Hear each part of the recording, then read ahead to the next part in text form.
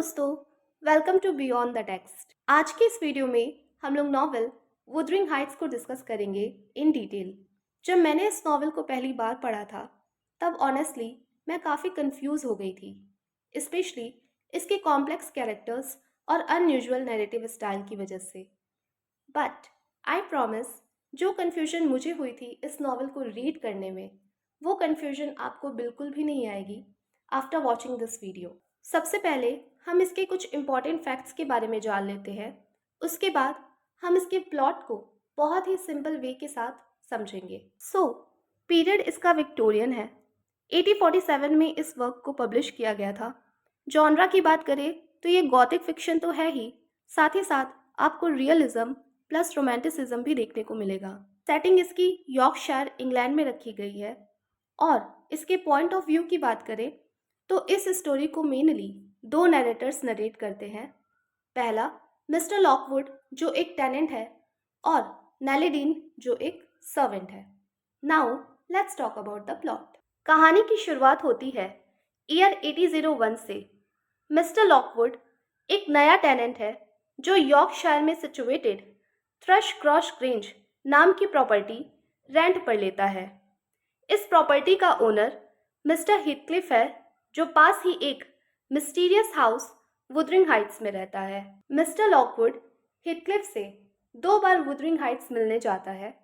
पहली बार तो हीथक्लिफ उसे काफ़ी एरोगेंटली ट्रीट करते हैं।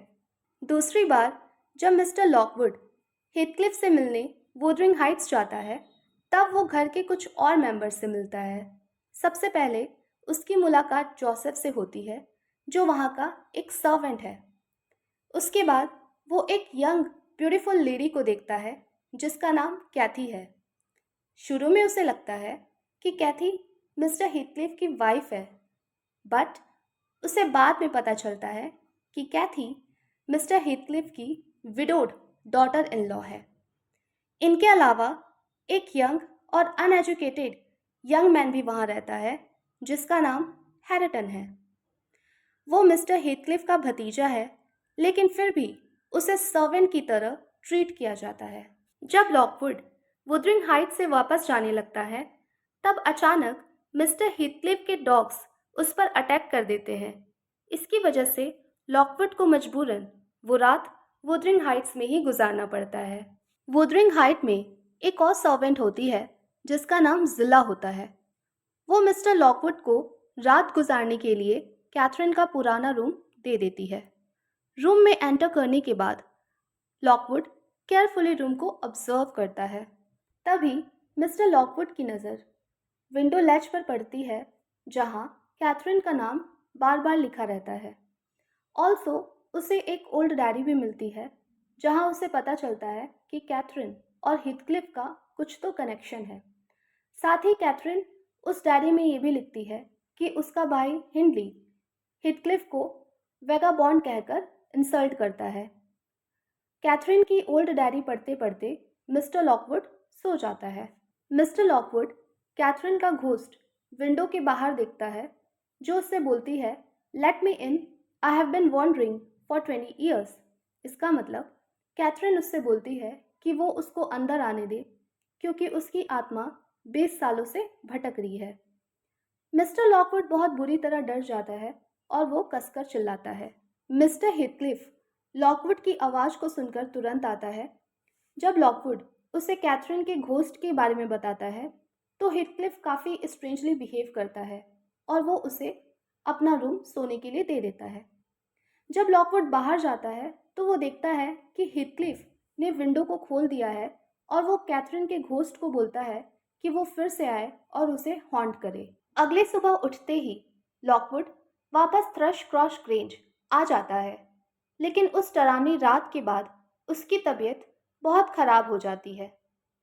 तब लॉकवुड नेलिडीन से हीथक्लिफ और दोनों हाउसेस के पास्ट के बारे में पूछता है।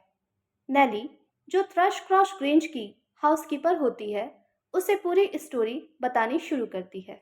वो बताती है कि 30 साल पहले वुदरिंग हाइट का ओनर मिस्टर ऑनशॉ था, जिसके 2 बच्चे थे, हिंडली एंड कैथरीन। नेली की मॉम उस घर में काम करती थी, इसलिए नेली भी वहीं ग्रो अप हुई थी। एक दिन जब मिस्टर अर्नशॉ लिवरपूल की ट्रिप से वापस आ रहे होते हैं, तब वो अपने साथ एक अनाथ बच्ची को लेकर आते हैं। उस बच्चे का कोई पास्ट या आइडेंटिटी किसी को पता नहीं होता। तब मिस्टर अर्नशॉ उसका नाम अपने डेड सन के नाम पर रखते हैं, हीथक्लिफ। इनिशियली मिस्टर अर्नशॉ को छोड़कर घर का कोई भी मेंबर हीथक्लिफ को पसंद नहीं करता था, लेकिन धीरे धीरे कैथरीन हीथक्लिफ के बहुत क्लोज आ जाती है। दोनों ज़्यादा से ज़्यादा टाइम एक दूसरे के साथ स्पेंड करते थे। ये सब देखकर हिंडले को बहुत जेलसी फील होने लगती है, क्योंकि उसे ऐसा लगता है कि उसकी बहन कैथरीन और उसके फादर मिस्टर अर्नशॉ हीथक्लिफ को बहुत ज़्यादा अफेक्शन और इम्पोर्टेंस दे रहे हैं। इसी जेलसी की वजह से हिंडली हीथक्लिफ को बहुत परेशान करता था, उसे बहुत मारता था। एंड ये सारी एक्टिविटी मिस्टर अर्नशॉ देखते हैं, इसलिए वो हिंडली को स्टडीज़ करने के लिए बाहर भेज देते हैं ताकि हीथक्लिफ पीसफुली ग्रो कर सके। टाइम बीतता है एंड मिस्टर अर्नशॉ की डेथ हो जाती है। उनकी डेथ के बाद हिंडली वापस वुदरिंग हाइट्स अपनी वाइफ फ्रांसिस के साथ आ जाता है। हीथक्लिफ को वापस देखकर उसके मन में फिर से नफरत की भावना जाग उठती है। अब दोनों हस्बैंड एंड वाइफ हीथक्लिफ को नौकरों की तरह ट्रीट करते थे और उसकी एजुकेशन को भी बंद करवा देते हैं। धीरे धीरे हीथक्लिफ की पोजीशन लोअर क्लास बन जाती है, लेकिन इन सब के बावजूद कैथरीन हमेशा हीथक्लिफ के साथ रहती थी, उसके साथ टाइम स्पेंड करती थी और उससे सिंपैथेटिक फील करती थी। कैथरीन और हीथक्लिफ को काफ़ी इंटरेस्ट था पास ही के एक लिंटन फैमिली में। लिंटन फैमिली वुदरिंग हाइट्स के लोगों से बिल्कुल डिफरेंट थी। वो लोग बहुत रिफाइंड, मैनर्ड और अपर क्लास लाइफस्टाइल जीते थे, जबकि वुदरिंग हाइट का एनवायरनमेंट काफ़ी वाइल्ड और रफ होता था। एक दिन मूर्स में घूमते वक्त कैथरीन और हीथक्लिफ डिसाइड करते हैं कि वो सीक्रेटली मिस्टर लिंटन के चिल्ड्रन एडगर और इजाबेला को ऑब्जर्व करेंगे। ऑब्जर्व करते वक्त कैथरीन को लिंटन का डॉग बाइट कर देता है। कैथरीन इंजर्ड हो जाती है, इसलिए लिंटन फैमिली कैथरीन को अपने साथ थ्रश क्रॉस ग्रेंज में रखती है जब तक वो रिकवर ना हो जाए, लेकिन हीथक्लिफ को वो लोग वापस भेज देते हैं। इसी बीच हिंडली की वाइफ फ्रांसिस एक बेबी बॉय को जन्म देती है जिसका नाम हैरिटन रखा जाता है, लेकिन चाइल्ड बर्थ के कुछ टाइम बाद ही फ्रांसिस की डेथ हो जाती है। अब हिंडली अपना ज़्यादातर वक्त अल्कोहल पीने और गैम्बलिंग में बिताने लगता है। दूसरी तरफ कैथरीन फाइनली 5 हफ्ते बाद वुदरिंग हाइट आती है, बिल्कुल डिफरेंट होके। अब वो वाइल्ड उतनी नहीं है जितना वो पहले हुआ करती थी। इनफैक्ट अब वो हीथक्लिफ को भी इग्नोर करना शुरू कर देती है। 2 साल बाद एडगर फाइनली कैथरीन को मैरिज के लिए प्रपोज कर देता है और कैथरीन उस प्रपोजल को एक्सेप्ट कर लेती है। एक दिन कैथरीन नेली से कन्फेस करती है कि वो हीथक्लिफ को बहुत एडमायर करती है, बट वो उससे शादी नहीं कर सकती क्योंकि सोसाइटी में हीथक्लिफ का सोशल स्टेटस बहुत लो है। कैथरीन कहती है कि हीथक्लिफ उसकी सोल का एक पार्ट है।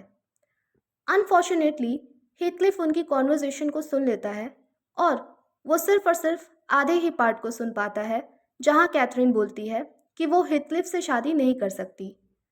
उसके बाद वो बिना कुछ बोले वुदरिंग हाइट्स छोड़कर चला जाता है। इसी बीच मिस्टर एंड मिसेस लिंटन के पेरेंट्स की भी डेथ हो जाती है। विल के अकॉर्डिंग थ्रश क्रॉस ग्रेंज या तो एडगर या इजाबेला के मेल चाइल्ड के पास जाएगा। हीथक्लिफ के चले जाने पर कैथरीन बहुत उदास रहने लगती है, लेकिन जैसे जैसे टाइम बीतता है कैथरीन एडगर से शादी कर लेती है और थ्रश क्रॉस ग्रेंज शिफ्ट हो जाती है। कुछ टाइम तक सब कुछ सही चल रहा होता है, लेकिन फिर अचानक हीथक्लिफ वापस आ जाता है। अब हीथक्लिफ पहले जैसा पुअर सर्वेंट नहीं रहा, अब वो अमीर हो गया है। नेली बताती है कि किसी को नहीं पता कि हीथक्लिफ के पास इतनी वेल्थ आई कहाँ से। हीथक्लिफ को वापस देख कैथरीन बहुत खुश हो जाती है, लेकिन वही एडगर हीथक्लिफ को वापस देखकर बिल्कुल भी खुश नहीं होता। एडगर बहुत बार कोशिश करता है कि वो कैथरीन और हीथक्लिफ को एक दूसरे से दूर रखे। लेकिन कैथरीन फिर भी सीक्रेटली हीथक्लिफ से मिलती रहती है डिस्पाइट हर हस्बैंड्स डिसअप्रूवल। दूसरी तरफ हीथक्लिफ वापस वुदरिंग हाइट रहने लगता है क्योंकि हिंडले को हीथक्लिफ के पैसे का लालच रहता है। एक दिन कैथरीन हीथक्लिफ को बताती है कि इज़ाबेला उसे बहुत पसंद करती है। हीथक्लिफ और इज़ाबेला के ग्रोइंग रिलेशनशिप की वजह से एडगर और भी ज़्यादा नाराज़ हो जाता है। वो फाइनली कैथरीन को फोर्स करता है कि वो हीथक्लिफ या एडगर में से किसी एक को चूज़ करे। कैथरीन ये सुनकर खुद को रूम में 3 दिन के लिए लॉक कर देती है बिना कुछ खाए पिए। तीसरे दिन वो बहुत कमज़ोर हो जाती है एंड उसी रात हीथक्लिफ इज़ाबेला के साथ भाग जाता है।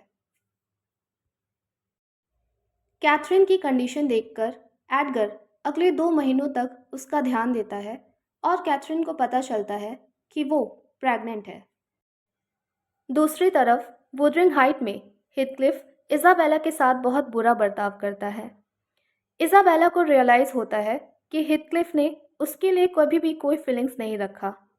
एडगर भी इज़ाबेला से कोई कांटेक्ट नहीं रखता क्योंकि उसे लगता है कि हीथक्लिफ ने सिर्फ रिवेंज और प्रॉपर्टी हासिल करने के लिए इज़ाबेला से शादी की है। उसे डर था कि हीथक्लिफ कहीं थ्रश क्रॉस ग्रेंज को भी हासिल न कर ले। शादी के लगभग 2 महीने बाद हीथक्लिफ को कैथरीन के बिगड़ते हेल्थ के बारे में पता चलता है। एक दिन जब एडगर घर पर नहीं होता तो Heathcliff Thrushcross Grange Catherine से मिलने आता है। वो दोनों एक दूसरे के एटर्नल लव को कन्फेस करते हैं। एडगर के आने के बाद हीथक्लिफ वापस चला जाता है। उसी रात कैथरीन एक बेबी गर्ल को बर्थ देती है जिसका नाम कैथी रखा जाता है। चाइल्ड बर्थ के कुछ घंटों बाद कैथरीन की डेथ हो जाती है एंड कैथरीन को वही मूर्स के पास दफनाया जाता है जहां वो बचपन में हीथक्लिफ के साथ खेला करती थी। इज़ाबेला भी वुदरिंग हाइट से भागकर वो लंदन के बाहर एक टाउन में चली जाती है जहां वो हीथक्लिफ के बच्चे को जन्म देती है जिसका नाम लिंटन रखा जाता है। दूसरी ओर हिंडली जो अब अल्कोहल और गैम्बलिंग के नशे में है उसकी भी डेथ हो जाती है एंड फाइनली वुदरिंग हाइट का ओनर हीथक्लिफ बन जाता है। हीथक्लिफ के पास वही पावर आ चुकी है जो कभी हिंडली के पास थी। वो हिंडली के बेटे हैरिटन के साथ भी वही करता है जो कभी हिंडली ने उसके साथ किया था। हीथक्लिफ हैरिटन को प्रॉपर एजुकेशन और रिस्पेक्ट देने की जगह उसे नौकरों की तरह ट्रीट करता है ताकि हैरिटन भी लोअर क्लास लाइफ जीने पर मजबूर हो जाए।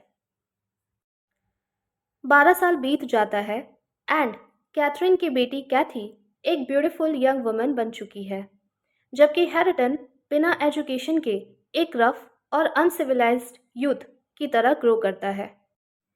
इज़ाबेला की भी डेथ हो जाती है। उसके बाद एडगर हीथक्लिफ एंड इज़ाबेला के बेटे लिंटन को वापस थ्रश क्रॉस ग्रेंज ले आता है। लेकिन हीथक्लिफ लिंटन को वापस वुदरिंग हाइट बुलवा लेता है। कैथी लिंटन से मिलने छुप कर जाया करती थी। जब हीथक्लिफ इन दोनों के बढ़ते रिलेशन को देखता है तो वो कैथी और लिंटन के बीच फ्रेंडशिप डेवलप करवाता है। लिंटन बहुत वीक होता है एंड कैथी अपने फादर और नेली को बिना बताए छुपकर वुदरिंग हाइट लिंटन से मिलने चली जाया करती थी। इनिशियली एडगर कैथी को लिंटन से मिलने से मना करता है लेकिन धीरे धीरे जब उसकी हेल्थ बिगड़ने लगती है तो वो कैथी को परमिशन दे देता है कि वो लिंटन से मिल सकती है लेकिन या थ्रश क्रॉस ग्रेंज पर या तो मूर्स पर। कैथी और नेली लिंटन से मिलने मूर्स पर जा रहे होते हैं तो वहीं हीथक्लिफ कैथी और नेली को वुदरिंग हाइट्स ले जाता है। वुदरिंग हाइट्स में हीथक्लिफ कैथी को फोर्स करता है कि वो लिंटन से शादी कर ले। उधर एडगर की भी डेथ होने वाली रहती है एंड मजबूरन कैथी को लिंटन से शादी करना पड़ता है ताकि वो अपने डाइंग फादर एडगर के साथ रह सके। एडगर के डेथ के बाद हीथक्लिफ वापस से कैथी को वुदरिंग हाइट बुला लेता है और नेली को थ्रश क्रॉस ग्रेंज का हाउसकीपर बना देता है। एडगर के डेथ के बाद उसे भी कैथरीन के पास बरी कर दिया जाता है। कुछ ही टाइम बाद लिंटन की भी डेथ हो जाती है और हीथक्लिफ अपने लीगल प्लानिंग और मैनिपुलेशन की वजह से अब थ्रश क्रॉस ग्रेंज का भी ओनर बन जाता है। कैथी को मजबूरन हिथक्लिफ और हैरिटन के साथ वुदरिंग हाइट्स में रहना पड़ता है। कैथी, जो एक टाइम पे हैरिटन का काफ़ी मजाक उड़ाया करती थी, वो रियलाइज़ करती है कि हैरिटन के रफ बिहेवियर का रीज़न हीथक्लिफ है, उसमें उसकी कोई भी गलती नहीं है। फाइनली स्टोरी प्रेजेंट में आ चुकी है, जब mister Lockwood thrust cross grange rent पर लेते हैं एंड नेली उसे ये पूरी कहानी सुना रही होती है। मिस्टर लॉकवुड वापस लंदन चला जाता है एंड वो 8 महीने बाद फिर से आता है हिथक्लिफ को रेंट पे करने के लिए। वो जब नेली से वुदरिंग हाइट्स में मिलता है तो नेली उसे बताती है कि अब हिथक्लिफ की डेथ हो गई है। जब हिथक्लिफ कैथी और हैरिटन को एक साथ देखता था तो वो बहुत ज़्यादा परेशान हो जाता था, क्योंकि उसे कैथरीन की बहुत याद आती थी एंड इसीलिए वो कैथी और हैरिटन को काफ़ी इग्नोर करता था। नेली बताती है कि हीथक्लिफ की एक दिन डेथ हो जाती है कैथरीन के रूम में, और उसके फेस पे एक वियर्ड सी स्माइल रहती है। हीथक्लिफ को कैथरीन के पास बरी कर दिया जाता है, एडगर के ग्रेव के अपोजिट साइड में। कैथी एंड हैरिटन एक पीसफुल फ्यूचर स्टार्ट करने का डिसीजन लेते हैं। दोनों शादी करने और थ्रश क्रॉस ग्रेंज में शिफ्ट होने का प्लान बनाते हैं। वुदरिंग हाइट्स का ध्यान अब जोसेफ करता है। वहाँ के लोकल्स आज भी क्लेम करते हैं कि उन्होंने कैथरीन और हिथक्लिफ का घोस्ट मूर्स पर देखा है। एंड में लॉकवुड उन तीनों के ग्रेव के पास जाता है और वो ये सोचता है कि फाइनली अब ये तीनों पीस में है। That's the end guys. Thank you so much for watching. अगर आपको वीडियो पसंद आया हो, लाइक करना और प्लीज़ कमेंट करना, ताकि मुझे भी मोटिवेशन मिले to make such useful contents for you people. Also हाल ही में मैंने नॉवल जेन आयर के भी ऊपर कंप्लीट डिटेल वीडियो बनाई है, सो वो आप जाकर ज़रूर देखना, आपके लिए काफ़ी यूज़फुल होगा। And yeah, I will see you there. Till then, bye bye, take care.